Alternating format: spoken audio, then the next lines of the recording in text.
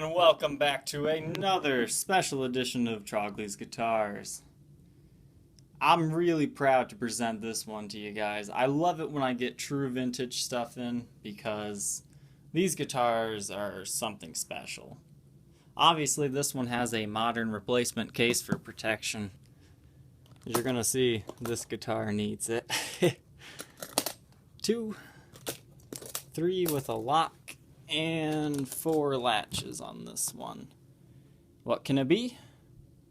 Well, how about a Scotty Moore ES295 in well-played condition.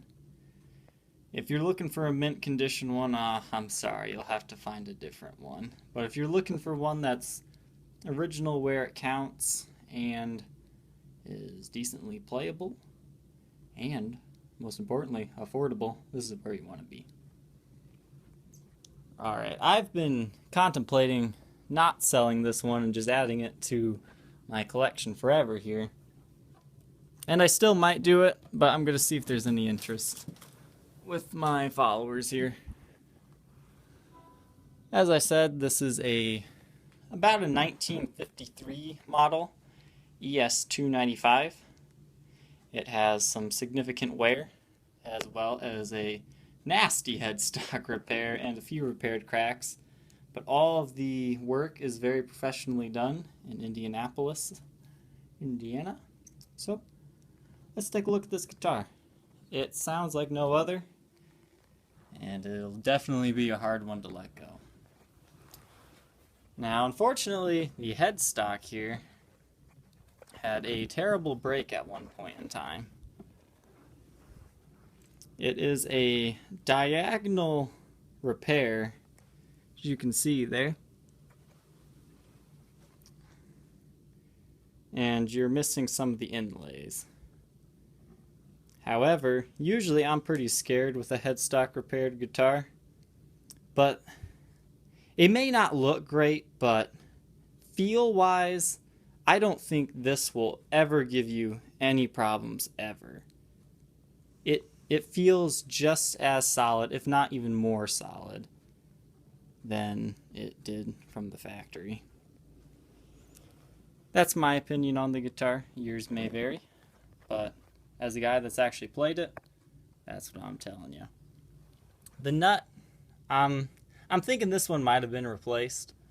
But you can see these beautiful age parallelogram, the split parallelogram inlays. There's really not too much fret wear on this guitar. That doesn't mean it wasn't played. That just means these frets have been taken care of. They've probably been polished or dressed. They do still have the fret nibs, you can kind of see there. But it is possible it could have been refretted at one point in time, and somebody just put them back on, because there is a section of replaced binding right there. You can see the aging's a little bit different, and there is a clear line where it kind of starts and ends. But this guitar is original where it counts.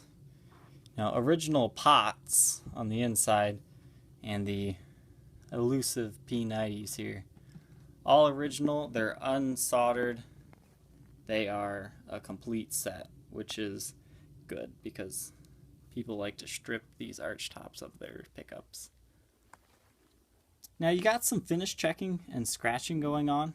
It looks pretty abused, but in person when you look at it, it's in areas where you expect it to be. You're flipping up the switch here, so you're going to get a little bit sweaty there and cause that. Your arm's going to be right here, so you got the greening and that. That's just kind of natural from the aging. And once again, you're picking. Woo! So you're going to have some aging going on. I'm not sure on the originality of this pickguard. It doesn't glow under black light, so I'm thinking it might be a replacement. These knobs are definitely replacements, but they are the correct style. Now, as far as repaired cracks, there's one there and there. It looks pretty nasty, but in person you can push on that all day long and it's not going to go anywhere. 100% guaranteed. You've got finish checking all over this, but the back is fairly clean. I mean, obviously the repaired headstock that looks terrible, you could choose to, you know, finish over that and put a new headstock overlay on top of it and hide that repair a little bit better, but I say this one's just best to keep it as is and play it. The finish has been worn off the neck, so it's a nice comfortable feel. It'd feel really bad if the paint was still on it, because it feels really like, it's like scaly almost, so I'm really glad that's gone. It makes the playability so much better.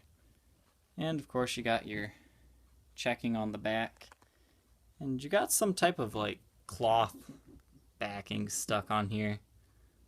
I'm not sure what exactly that is, but it doesn't really bother you when you play. So yeah, just a beautifully aged guitar. Unfortunately, it's had a pretty hard, rough life with some repairs, but that is that.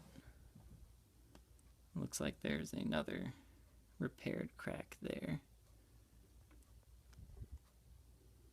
Now, something I need to mention is these would originally come with a tailpiece that comes here with a wraparound that's really hard to intonate.